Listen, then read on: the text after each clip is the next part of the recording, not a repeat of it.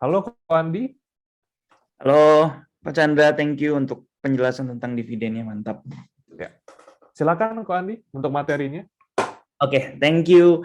Semuanya selamat pagi nih sahabat Mirai Aset, apa kabarnya? Boleh di chat dulu dong, supaya semangatnya bisa nular gitu ya. Kita hari ini mau bahas satu topik yang mungkin cukup banyak sekali ditanyain dan aku mau bahas, semoga waktunya bisa cukup dan semoga semua materinya bisa terdeliver dengan baik ya. Nanti kalau teman-teman ada pertanyaan boleh langsung aja di kolom Q&A.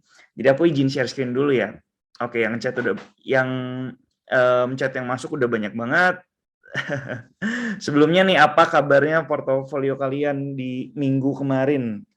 Dimana cukup cukup banyak ya saham-saham yang terkoreksi gitu ya. Cuman ya balik lagi, kita sebagai seorang trader udah harus tahu bahwa ada resiko di belakang, ada opportunity untuk mendapatkan keuntungan. It's the matter of bagaimana kita manage posisi kita ya di kondisi yang seperti apa. Jadi kalau misalnya memang kita lihat kondisinya kurang efisien untuk kita bisa hold lebih banyak saham, kita pindah cash dulu sebagian. Jadi kita atur porsinya, semoga walaupun terkoreksi, porto aku juga terkoreksi, tapi nggak sampai profit yang sebelumnya tergerus semua gitu ya. Jadi on track lah, tetap kayak chart juga ya. Kalau misalkan portofolio kita juga harus trennya bullish terus ya, naik ke atas kayak gitu. Oke, ini ada satu hal yang mau kita bahas ya. Saya akan ambil dari sebuah pertanyaan, gimana sih caranya tahu saham ini tuh mau naik atau mau turun? Kira-kira gimana sih teman-teman? Boleh nggak pakai jawaban yang singkat aja di chat dong kalau yang tahu. Gimana sih caranya tahu nih sahamnya mau naik atau mau turun? Kira-kira gimana caranya? Coba ada yang tahu nggak? Kira-kira gimana sih caranya? Dan ini yang mau kita bahas di pagi hari ini. Oke, ini aku coba cepat aja, kita mau lihat pertanyaan. Jawaban, sorry, ada dari Pak Wisnu Agung katanya pakai MA. Mailinda Andi pakai volume. Kemudian Reynaldo Kristianto support resistance. Gregory Diego juga support resistance. Oke. Wilbert Yang technical analysis. Oke. Kemudian dari Genandi Yami Harja dari volume meningkat, spike volume. Oke. Banyak ya, ada yang bilang dari chart pattern juga, dari candle juga. Thank you so much teman-teman buat jawabannya, dan jawabannya semuanya sebenarnya korek dan berkorelasi satu dengan yang lain. Karena kalau kita nanti belajar bagaimana sih caranya tahu sahamnya mau naik atau turun, kita harus melakukan yang namanya analisis. Tanpa analisis, kita nggak punya data untuk bisa kita olah biar tahu nih ini sahamnya kecenderungannya bakal naik atau turun. Ya mau pakai analisis apapun, analisis teknikal, analisis fundamental, analisis bandarmologi sekalipun, itu semua adalah proses mengolah data menjadi satu outlook ke depannya seperti apa sebuah saham ini akan bergerak, kecenderungannya. Karena kita melihat data-data yang ada di masa yang akan lalu, masa yang lampau ya, seperti itu. Oke, nah untuk mempelajari analisis teknikal sebenarnya tadi udah banyak elemen yang disebutin sama teman-teman semua ya. Tadi ada yang bilang support resistance, volume, dan segala macam. Nah sebelumnya kita mau review dulu, kalau minggu-minggu sebelumnya kita udah belajar beberapa hal yang sebenarnya berkaitan dengan materi hari ini. Ya, jadi kalau teman-teman yang selalu setia di hari Sabtu pagi untuk ikut sesi mentorship kita, teman-teman tahu kalau di week pertama kita belajar yang namanya market structure, kedua money management. Ini adalah fondasi awal untuk kita mengatur keuangan, beli saham apa, berapa lot, dan segala macam. Masih ingat ya? Yang ketiga adalah caranya screening saham seperti apa. Kita tahu struktur yang kita mau adalah yang seperti uptrend gitu ya, atau bullish. Dan kita tinggal cari gimana caranya sekarang mencari dari 790 saham yang ada untuk menemukan saham-saham yang menarik untuk portofolio kita. Dan yang keempat yang sekarang kita mau bahas adalah technical analisisnya. Bagaimana dari market structure ini kita bisa benar-benar combine, dan elemen apa aja sih atau senjata apa aja sih yang perlu kita kuasain untuk yang namanya memprediksi atau melihat arah harga ke depan seperti apa, mau naik atau turun. Ya, dan nanti ada minggu kelima kita akan lihat lagi, aku akan coba share kira-kira kita akan mau bahas apakah multiple time frame analysis atau kita share tentang trading system dan yang lainnya ya. Nanti kita akan pikirin. Cuman kita mau review dulu sebelumnya. Di week yang pertama itu kalau kita berbicara technical analysis, itu ada sebuah struktur yang terjadi di market. Ya, hal ini adalah hal yang biasa karena apa? Didorong oleh psikologi para investor dan tradernya sendiri. Ketika harganya sudah naik, pasti ada yang taking profit dong, karena portofolionya udah hijau. Harganya terkoreksi turun. Tapi balik lagi, ketika psikologi majority of trader and investor itu masih menilai saham ini masih berpeluang untuk naik atau masih menarik untuk dikoleksi, ketika dia koreksi mencari harga area yang lebih menarik lagi, mereka melakukan pembelian, artinya sahamnya ada potensi untuk naik terus. Naik lagi, kemudian sebagian yang udah beli di bawah akan taking profit dan ada yang namanya koreksi lagi. Dan kemarin kita udah bahas ya, di mana tren itu ada 3. Yaitu yang pertama primary, ya, kemudian yang biru dan pink ini adalah secondary-nya, dan yang minor trend itu yang lebih kecil-kecilnya lagi. Seperti itu.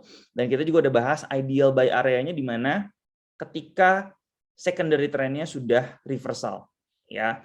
Nah, elemen apa aja sih atau senjata apa aja yang perlu kita perhatikan dalam menganalisis sebuah chart. Jadi kita mau lihat di sini ada support resistance. Mungkin teman-teman di sini udah lumayan tahu apa itu support resistance karena it's very common ya. Cuman buat yang belum tahu, kita mau bahas sedikit di mana support resistance ini adalah area harga yang memiliki probabilitas untuk berhenti dan berbalik arah. Jadi ketika dia naik ke sebuah level harga, kemudian ternyata dia berbalik arah atau rejection, artinya di area sini merupakan sebuah area psikologi resistance. Ya, ternyata ada majority of people meyakini bahwa area di sini itu merupakan area yang ideal untuk melakukan yang namanya sell. Karena ketika dia masuk ke sebuah area tersebut, dia turun setelah itu. Oke, kebalikannya kalau misalkan kita lihat di sini, area support adalah area yang berpotensi membuat penurunan harga berhenti dan berbalik naik. Ya, karena ada permintaan yang besar atau demand yang besar. Jadi ketika dia balik lagi ke bawah, kemudian masuk ke area support, ya, di sini ada permintaan atau demand yang besar sehingga harganya stop untuk turun, kemudian berbalik arah lagi ke atas. Yang menarik di sini yang perlu teman-teman lihat adalah resistance di sini. Ketika dia berhasil di breakout, dia punya kecenderungan untuk menjadi area support. Ya, asosiasi simpelnya seperti ini. Teman-teman kalau sekarang tinggal di rumah atau di apartemen, teman-teman misalkan di sini wilayah apartemennya atau wilayah gedungnya teman-teman ya di sini misalkan di lantai 3. Ya, lantai 3 di sini pasti teman-teman ada atap di atas. Nah, kalau misalkan teman-teman naik ke lantai 4, atapnya tersebut adalah lantainya di lantai 4 gitu ya. Jadi ada kemungkinan atau ada yang namanya sebuah fenomena di mana resistance itu tuh biasanya kalau udah di breakout akan menjadi support. Alasannya apa? Alasannya adalah psikologi daripada level area tersebut. Gitu ya. Nah, berarti kalau misalkan kayak gini kita bisa melakukan yang namanya antisipasi. Ketika dia breakout, cari lagi harga yang ideal untuk dibeli, which is kita lihat di resistance ini apakah dia berhasil menjadi support, baru kita bisa punya peluang untuk buy on weakness di area support. Ya, kurang lebih seperti itu. Nah, kemudian kita next lagi. Ini adalah contohnya ya, ini adalah salah satu contohnya, kita ambil dari chart BBCA, kemudian di sini juga kalau kita lihat, di sini resistance ya. Saya coba sedikit gambar biar jelas teman-teman. Nah, di sini jelas resistance, kenapa? Karena ketika dia masuk ke area sini, kemudian harganya berbalik arah. Ya, ketika dia masuk ke area sini, sebentar. Nah, masuk ke sini dia turun ke bawah berbalik arah. Kemudian ketika dia turun ke bawah, di sini dia berhasil naik ke atas. Di sini artinya ada yang namanya support area. Ya, sekali lagi, resistance dan support adalah sebuah area, bukan cuma satu level tertentu aja. Ya, nah nanti teman-teman mungkin yang belum familiar bisa di-plotting dulu nih, misalkan dibuka charting platformnya, kemudian nanti ditandain di mana area resistance dan di mana area support.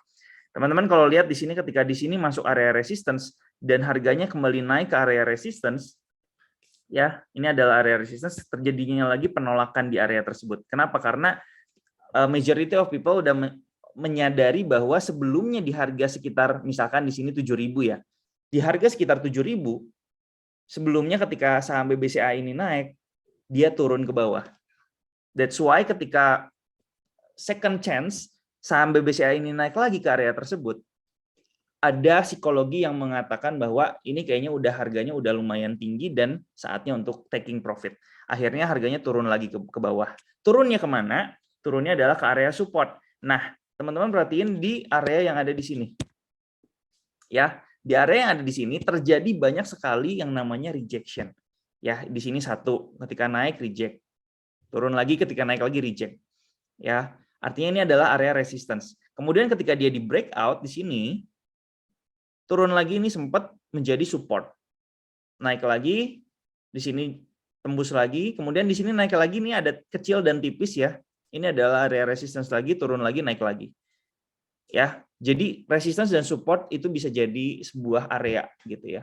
Sebuah area support resistance. Kemudian ketika turun kemana areanya? Di area support. Kenapa di support lagi turunnya? Karena ada psikologi di mana di situ adalah area yang ideal untuk melakukan pembelian atau ada permintaan yang besar, ada demand yang besar. Kemudian nanti di sini ada lagi minor nih. Minor support resistance. Di sini sebelumnya support ya. Kalau tarik lagi ke kiri, di sini ada resistance, support, break ke bawah, di sini ada resistance, turun lagi di sini support, naik lagi di sini resistance, kemudian tembus ke atas. Nah, di area sini, di sini ada resistance dan support yang jelas. Ya, resistance di sini 2 kali, 1, 2 reject. Kemudian ketika di breakout, ya di sini menjadi area support. Jadi sekarang sebenarnya BBCA ada di area support. Cuman kita nggak tahu nih, area support ini bisa menahan penurunan harga yang sekarang atau enggak. Cuman kalau kita lihat di sini pasti ada demand yang lumayan tinggi, ya. Karena kalau kita lihat di sini ada rejection juga sekali lagi turun. Sekarang kita lihat sedang naik lagi, kayak gitu ya. Jadi kurang lebih support resistance ini sangat berguna untuk melihat area mana sih yang berpotensi membuat harganya itu ketika naik dia stop dan berbalik turun ke bawah. Ya, jadi nanti kalau misalkan di sini misalkan resistance-nya udah ditembus, bisa jadi nanti area support-nya adalah areanya di sini. Kurang lebih seperti itu. Ya, cukup jelas ya. Kita akan next lagi. Ini adalah salah satu elemen dari technical analysis yang perlu dipahami dan dikuasai. Nanti ada juga yang sifatnya adalah dinamis. Kalau yang tadi statis, ya sebuah level misalkan di harga 7.000. Ini adalah support resistance. Tapi ada yang dinamis di mana kita menggunakan yang namanya trend line. Kayak gini, kurang lebih. Nah, ini adalah area support yang dinamis, di mana levelnya itu naik terus. Kayak gitu. Karena apa? Karena trennya juga naik. Psikologi orangnya juga naik terhadap saham BBCA ini. Ya. Oke, next kita mau lihat lagi. Yang kedua adalah chart pattern, teman-teman. Chart pattern ini adalah sebuah pola yang sebenarnya kalau kita bisa lihat dan perhatikan, ini memberikan sebuah indikasi kepada kita kira-kira sahamnya bakal naik atau turun. Kayak gitu. Ya, akan mengikuti tren yang sebelumnya atau enggak. Jadi kalau kita lihat di sini ada sebuah sifat yang namanya continuation dan ada sifat yang namanya reversal. Continuation ini adalah sifatnya melanjutkan tren yang sebelumnya. Jadi kalau sebelumnya uptrend atau naik, ketika kita menemukan pola-pola seperti ini, misalkan falling wedge, bullish rectangle, bullish pennant, kecenderungannya ya kemungkinan besar harganya akan melanjutkan kenaikannya lagi. Ya, tapi ini sifatnya nggak bisa 100%.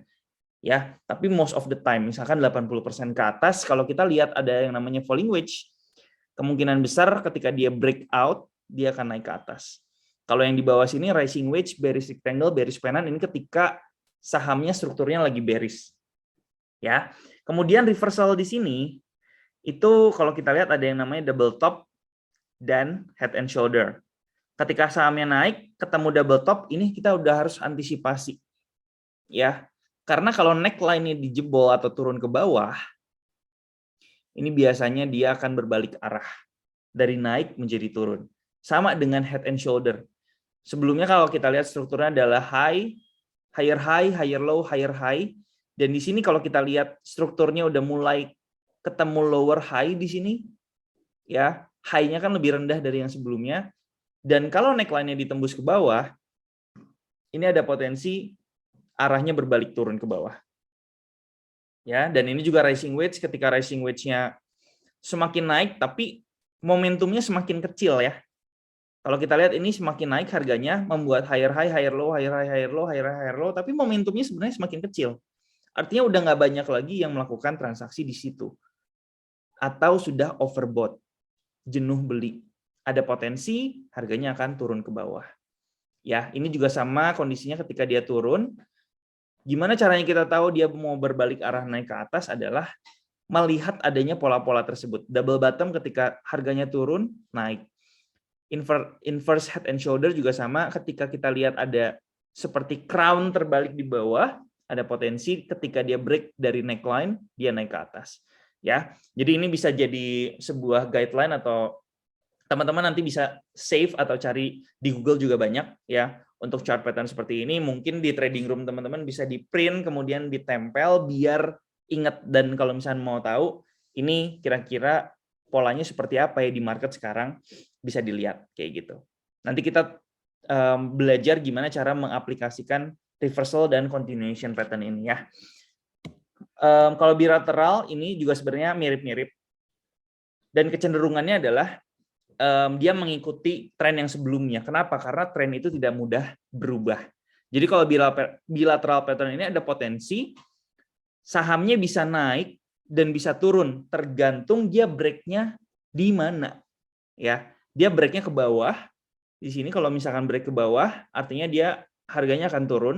Tapi kalau break-nya ke atas, dia akan naik. Tapi most of the time, harganya akan mengikuti primary movement yang sebelumnya. Jadi kalau misalkan primary movement-nya naik, biasanya dia akan naik lagi. Kenapa? Karena tren tidak mudah berubah. Kurang lebih seperti itu. Oke, nah ini adalah yang terakhir. Ini adalah yang terakhir, yaitu technical indicator. Ya, nah ini sebenarnya technical indicator ini buat saya pribadi sebagai sebuah konfirmator aja. Jadi ketika kita udah melakukan analisis tadi dengan support resistance, dengan chart pattern, kita mau make sure lagi, kita mau confirm lagi dengan yang namanya indikator. Biasanya kalau misalkan indikatornya inline dengan analisis kita, probability analisisnya tepat itu jauh lebih tinggi. Seperti itu ya.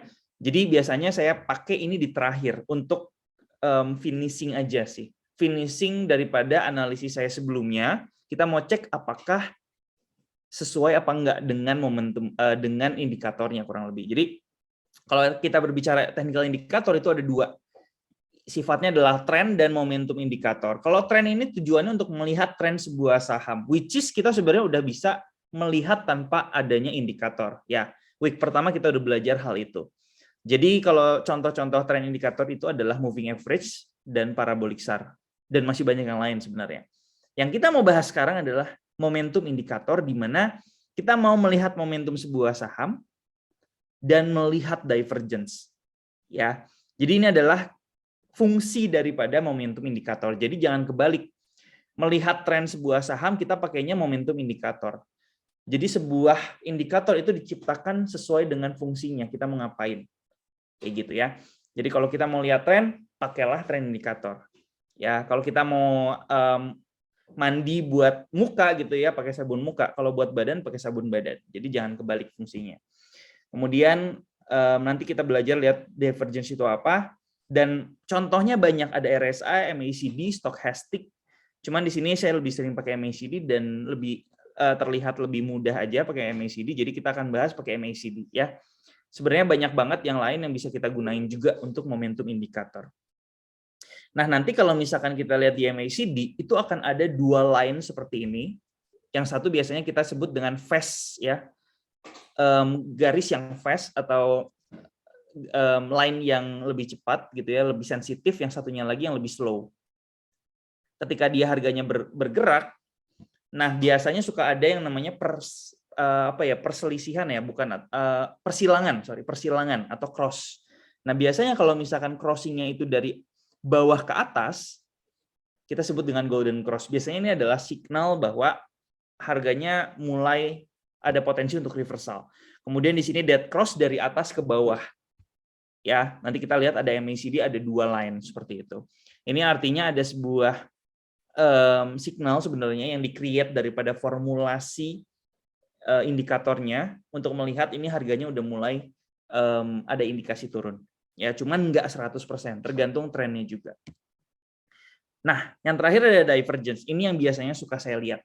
Yang paling saya coba untuk lihat. Kenapa? Karena kalau pakai price action itu nggak kelihatan. Atau harga, kalau kita lihat harga dengan volume aja, biasanya nggak terlalu terlihat. Tapi kalau kita menggunakan indikator tambahan, kita bisa lihat adanya perbedaan antara harga dan indikator tersebut. Ya, atau momentum tersebut. Jadi kalau misalkan harganya semakin lama semakin naik, nih ya, misalkan harganya semakin lama semakin naik. Tapi ternyata momentumnya itu malah turun. Ya, ini artinya ada divergence atau ada perbedaan nih. Nggak inline nih. Harganya naik tapi momentumnya malah turun. Artinya apa? Cepat atau lambat ada potensi reversal. Seperti itu cara lihatnya ya. Ini yang regular seperti itu. Bullish juga sama. Ketika harganya semakin lama semakin turun, tapi ternyata momentumnya udah mulai naik nih. Ini artinya ada sebuah indikasi bahwa harganya udah siap untuk reversal. Karena ketika dia turun tidak diikuti dengan momentum yang tinggi juga, seperti itu. Ya, kalau ini hidden divergence, kebalikannya aja. Ketika harganya semakin turun, tapi ternyata momentumnya naik gitu. Ya, jadi ada potensi dia akan naik lagi. Ya, ini hidden divergence. Kemudian sama kalau misalkan bullish, ini harganya semakin lama semakin naik, tapi momentumnya turun. Seperti itu. Tapi momentumnya turun, berarti ada potensi harganya naik. Sorry, kalau yang ini turun ya. Kalau yang ini turun. Hidden divergence, dia punya potensi untuk turun. Kayak gitu, kurang lebih. Ya, jadi hidden divergence ini buat continuation sebenarnya. Cuma nanti kita akan bahas regular divergence lebih jauh lagi ya, karena lebih sering terlihat. Nah, jadi untuk summarize semuanya, jadi kalau kita berbicara technical analysis itu sebenarnya seperti sebuah, kalau saya asosiasikan sebagai sebuah mobil, di mana mobil itu yang utamanya adalah gas dan remnya ya. Misalkan gas dan remnya itu adalah kita kita punya decision, kita mau maju, kita mau beli saham, atau kita mau ngerem. Ngerem itu kita bisa yang namanya stop loss atau misalkan cut loss atau misalkan out dari saham. Nah, cara taunya kita kapan mau ngegas, kapan mau ngerem, itu kita perlu yang namanya informasi. Informasinya dari mana? Informasinya dari sekeliling kita, mobil-mobil, part dari mobil kita yang lainnya. Contohnya, kalau kita mau ngegas belok ke kanan, ya kita harus tahu dulu dong di sebelah kanan ini ada mobil nggak?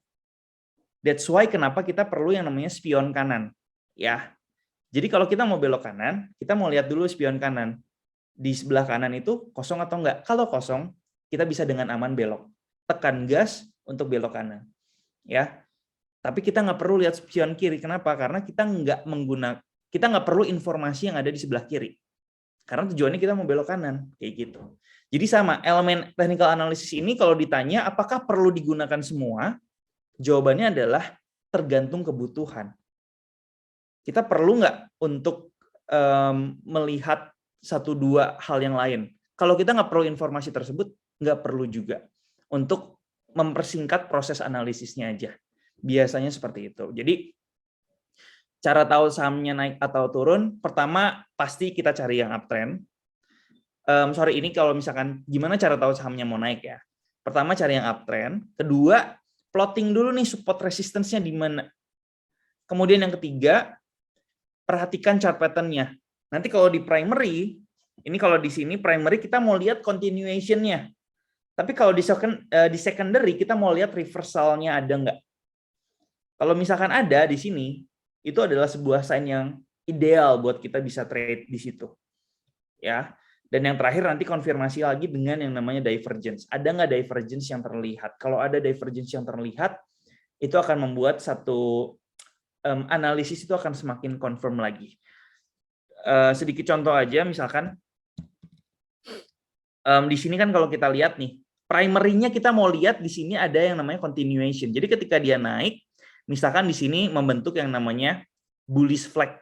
Ya, bullish flag adalah sebuah continuation chart pattern. Kemudian nanti ketika di downtrend-nya, kalau kita zoom in, di downtrend-nya kita mau lihat di sini ada yang namanya reversal. Misalkan inverted head and shoulder yang tadi. Jadi misalkan di sini adalah area support. Misalkan di sini adalah area support. Nah, di sini ada area support ya. Kita ketemu lagi pola yang namanya inverted head and shoulder, itu akan lebih memudahkan kita untuk trading. Karena kita melihat ada sebuah indikasi pembalikan arah harga naik ke atas. Kemudian yang terakhir, dicek lagi nih ada divergence nggak? Ketika harganya semakin turun ke bawah, ternyata MACD-nya nanti di bawah sini, ya di bawah sini nanti ada MACD misalkan indikator, dia ternyata bergeraknya naik ke atas. Nah, di situ ternyata ada yang namanya divergence. Jadi kalau itu terjadi, itu adalah perfect situation atau kondisi di mana harga saham itu ada potensi untuk naik lagi ke atas, melanjutkan penguatan dari sebelumnya. Jadi kurang lebih seperti itu. Jadi ini adalah sebuah materi yang sebenarnya cukup cukup advance gitu ya. Cuman saya harap teman-teman bisa mengerti dan nanti kita akan coba praktekin aja langsung. Cuma nanti pilihan sahamnya mungkin teman-teman bisa ini juga ya, bisa request juga. Satu saham aja yang mungkin saya mau bahas di sini dengan menerapkan analisis yang tadi ya, step by step analisis teknikal yang tadi. Sebentar.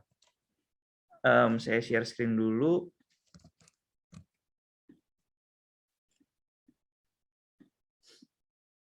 Oke. Oke, ini udah kelihatan ya, teman-teman ya. Misalkan di saham Adaro.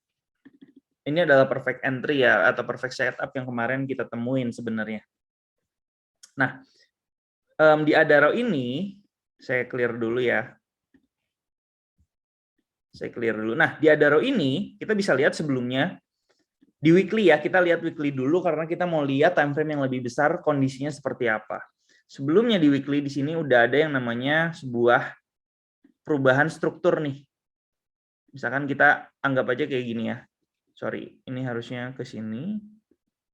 Kemudian dia naik lagi ke atas. Nah, ini udah mulai naik, turun, kemudian naik lagi. Nah, di sini ada perubahan struktur nih. Kalau kita lihat sebelumnya di sini adalah the previous high, ya, the previous lower high, kemudian high-nya udah di break ke atas. Nah, tadi seperti yang tadi kita coba untuk analisis, di mana di sini juga merupakan sebuah resistance. Ya, di sini adalah area resistance dan kita coba combine dengan resistance yang sebelumnya nih. Ya, jadi kita combine resistance yang ini dengan resistance yang ini. Jadi kurang lebih ada di sebuah area yang berdekatan. Nah, ketika area resistance ini di breakout, tadi kan kita lihat di sini di breakout ya resistance-nya, ada potensi dia menjadi yang namanya support di sini. Ya, jadi kalau kita zoom in lagi, dan kalau kita lihat tadi harganya di sini udah breakout naik ke atas, teman-teman juga bisa memperhatikan volume ya. Volumenya di sini juga naik ketika dia break, kemudian ketika si turun, harganya turun, kita lihat di sini volumenya juga ada penurunan. Artinya ini adalah sebuah kondisi volume yang bullish ya. Kita udah belajar di minggu yang sebelumnya. Kemudian kalau kita coba untuk analisis lagi di sini, primary trend-nya dia membentuk pola apa sih? Kalau kita lihat di sini kita bisa tarik sebuah trend line ya. Di sini kalau kita lihat bisa tarik sebuah trend line, biar lebih jelasnya aja kita coba untuk hapus dulu di sini ya. Nah, di sini kan membuat sebuah trend line dan di sini strukturnya turun lagi ya, secondary-nya turun. Nah, secondary-nya turun di sini kalau kita lihat, sorry. Nah, kalau kita lihat di sini previous high-nya di sini ya, previous high-nya di sini dan udah sempat udah sempat naik. Kemudian di sini juga udah break sebenarnya daripada trend line. Kemudian kalau kita coba untuk ini lagi, di sini kurang lebih membentuk yang namanya falling wedge pattern di sini ya. Ada sebuah falling wedge pattern, dan kemudian kalau kita coba untuk analisis lagi di sini, kurang lebih seperti itu. Kemudian dia break di sini. Nah, pertama kalau kita lihat secara primary trend-nya dia membuat yang namanya falling wedge pattern. Kemudian yang kedua, kalau kita zoom in lagi, di sini sebenarnya ada sebuah pola. Sorry, biar lebih jelas ya. Di sini sebenarnya ada pola reversal. Yaitu, apa teman-teman kira-kira?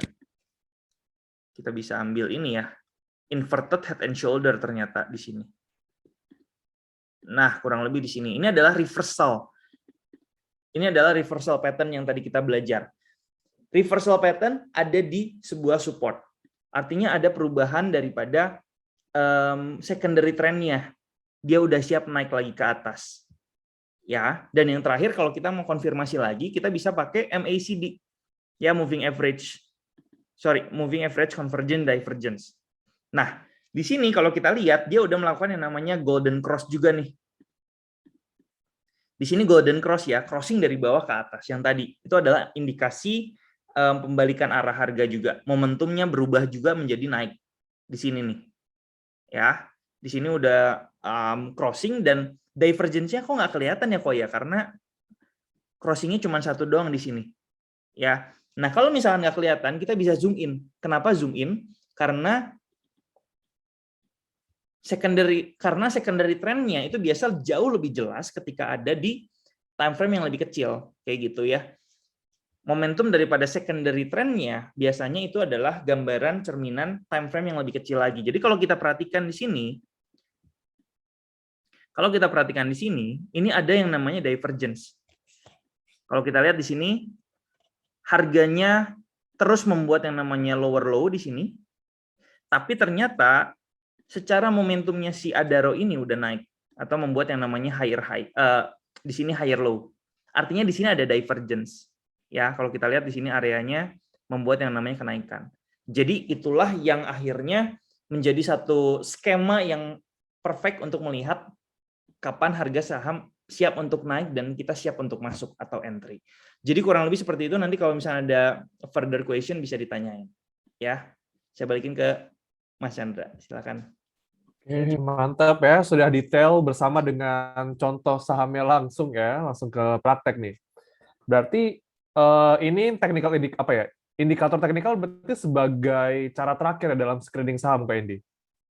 Buat saya iya. Ini. Jadi sebenarnya kita bisa menggunakan pendekatan istilahnya price action analysis atau naked chart atau computerized technical analysis atau menggunakan indikator. Cuman indikator ini kan sifatnya adalah formulasi ya, formulasi. Jadi kalau saya pribadi sebenarnya bisa kita trading menggunakan indikator only. Cuman menurut saya perlu tahu juga kondisi harga dan volumenya seperti apa. Itu menurut saya jauh lebih basic dan jauh lebih akurat aja sih, seperti itu.